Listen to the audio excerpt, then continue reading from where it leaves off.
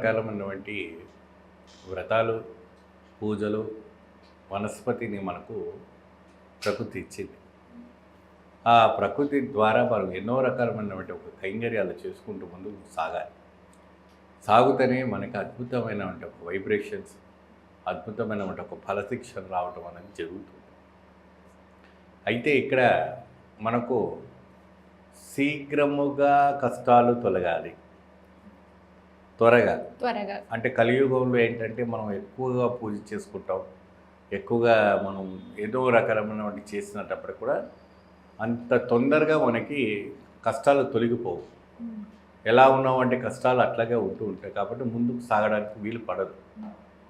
So దానికి పరిహారముగా ఏమి చేయాలంటే మీకు తెలుసు ఉంటుంది, ఎక్కువ శాతము మనం వినాయక చవితి రోజున గుడివింద గింజలు స్వామివారికి కండ్లు పెడుతుంటారు వినాయకుడికి. ముందు నలుపు వెనకలు ఎరుపుగా ఉంటూ ఉంటుంది.